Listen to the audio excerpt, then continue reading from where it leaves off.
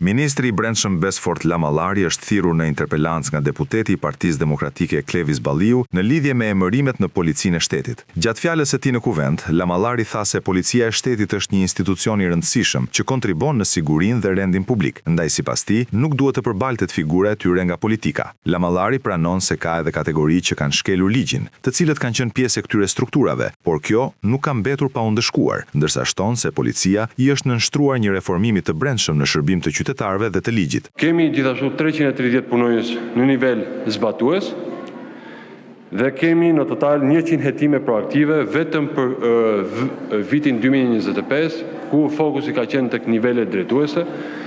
133 persona të arrestuar ose ndaluar, mes tyre dhe punonjës policie, por gjithashtu dhe bashkëpunëtor, qytetarë të cilët kanë ndikuar ose kanë tentuar të ushtrojnë veprimtaritë paligjshme në bashkëpunim me punonjës policie.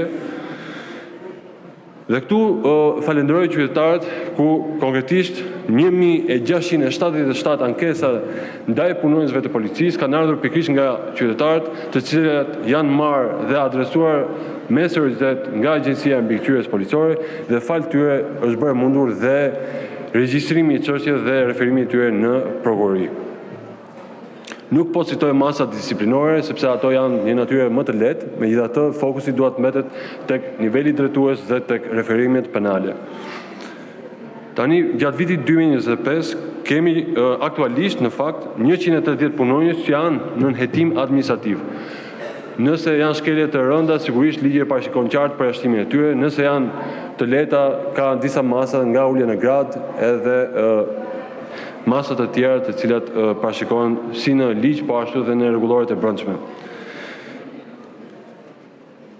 Ka patur 54 përjashtime nga Policia e Shtetit, 179 punonjës policie të pezulluar. Tani këto shifra që unë citova janë shifra zyrtare, që në fakt nuk duhet të përdoren për politik, sepse gjithmonë në çështje këndvështrimi, nëse ne duam të shohim si problem të një gangrene, apo nëse duam të shohim si një refleksion të institucioneve që reagojnë. Ndërkohë në kahun tjetër, deputeti demokrat Clevis Balliu akuzoi Ministrinë e Brendshme se nuk ka marrë masa parandaluese për inkriminimin e policisë në radhët e karteleve të drogës dhe kriminalëve. Sipas tij, përfshirja e efektiveve të policisë në ngjarje kriminale dëshmon qartazi për një rënje të shtetit dhe kapje të tij nga kartelet e drogës, duke i fuqizuar edhe më shumë këta të fundit. Trafiku i drogës jo vetëm në Shqipëri, po në mbar Europën kontrollohet nga eksponent të lidhur me Shqipërinë, me politikanë shqiptar, me qeverinë shqiptare dhe pa diskutim, ku Policia e Shtetit si rrjedhoje e inkriminimit ka luajtur një rol shumë negativ. Po japim disa raste.